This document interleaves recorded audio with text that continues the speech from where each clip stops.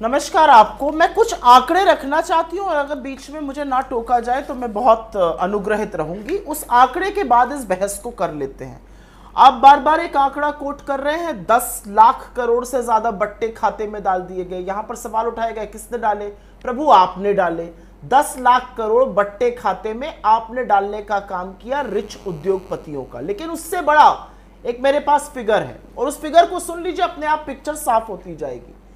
Report RBI की क्या है? टॉप 50 विलफुल डिफॉल्टर्स, जो स्वेच्छा से बैंकों का पैसा नहीं लौटा रहे हैं, वो करीब 88,000 करोड़ की संख्या है। नंबर 1 पर मोदी जी के मेहुल भाई है। उसमें 88,000 करोड़ लोग स्वेच्छा से बैंक का पैसा नहीं लौटा रहे, विलफुल डिफॉल्टर्स हैं। एक आंकड़ा आपको और देती हूं और ये आंकड़ा चौंकाने वाला है। ये मेरा आंकड़ा नहीं, अगेन एसबीआई लाइफ इंश्योरेंस की फाइनेंशियल रिपोर्ट का आंकड़ा है। वो कहता है 47% लोगों ने इस देश में पिछले 5 साल में या तो अपनी जीवन बीमा पॉलिसी सरेंडर कर दी है या प्रीमियम नहीं भरा है। जीवन बीमा पॉलिसी वो होती है कि मध्यम वर्ग का या गरीब वर्ग का आदमी एक रोटी कम खाकर खरीदता है, उसकी भरपाई करता है कि कल को कुछ हो जाए तो परिवार की गुजर होती रहे। 47% लोग, ऑलमोस्ट आधे लोगों ने प्रीमियम नहीं भरा या पॉलिसी सरेंडर कर दी। ये आर्थिक तंगी लोगों की दिखाता है। एक और आपको आंकड़ा बताती हूं, ये चौंकाने वाला आंकड़ा है। अगेन मेरा आंकड़ा नहीं है, आरबीआई का आंकड़ा है। आरबीआई का आंकड़ा कहता है कि पिछले 50 साल में सबसे कम स्तर पर हाउस होल्ड फाइनेंशियल सेविंग्स चली गई है।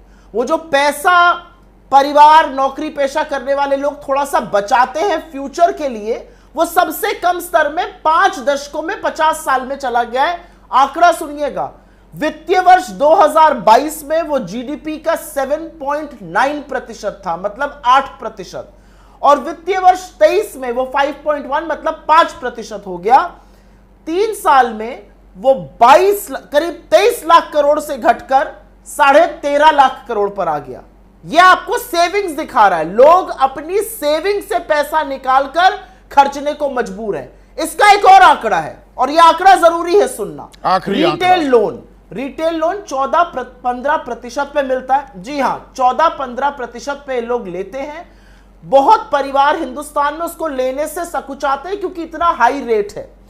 रिटेल लोन 36 लाख करोड़ से बढ़कर 48 लाख करोड़ पे पहुंच गया 1 साल के अंदर, वित्तीय वर्ष 22 से 23। ये सारी चीजें क्या दिखा रही हैं? ये दिखा रही है कि लोग बीमा पॉलिसीज का प्रीमियम नहीं दे पा रहे हैं।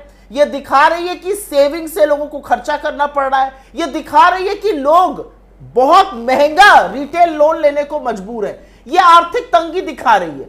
हम लोग देश के जिस कोने में जाते हैं, चाहे वो राजस्थान हो, चाहे वो उत्तर प्रदेश हो, चाहे वो हिमाचल हो, चाहे वो मध्य प्रदेश हो, जहां जाते हैं लोग कहते हैं हमारी ओल्ड पेंशन स्कीम को आप लागू कर दीजिए, हमें नई पेंशन स्कीम नहीं चाहिए, क्योंकि बाजार और स्टॉक मार्केट से वो रिलेटेड है। उसका जो रिटर्न है उसमें कुछ पता नहीं है कितना आएगा।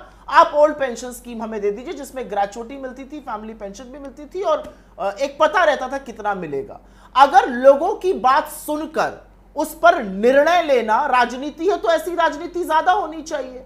जब जब मोदी सरकार आती है, कर्मचारी, मजदूर और किसान पर ही सारा कहर बरपता है। इकोनॉमी 101 क्या कहती है? इकोनॉमी 101 सिंपल सी एक चीज कहती है, लोग ज्यादा खर्च करेंगे तो लोग, कंपनियां ज्यादा सामान बनाएंगी, वो ज्यादा सामान बनाएंगी तो उनको निवेश ज्यादा करना पड़ेगा, निवेश ज्यादा करेंगे तो लोगों को नौकरियां बनेंगी। इसको इकोनॉमी की वर्चुअस साइकिल कही जाती है।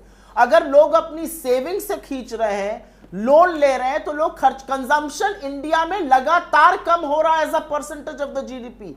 60% हमारी जीडीपी का हिस्सा कंजम्पशन है। उस कंजम्पशन पर ठोस पहुंच रही है। मुझे ऐसा लगता है राजनीतिक सुचक्र में बात करने के लिए फाइनेंशियल जिसके बारे में आप जिक्र कर रहे हैं वो करना बेमानी है।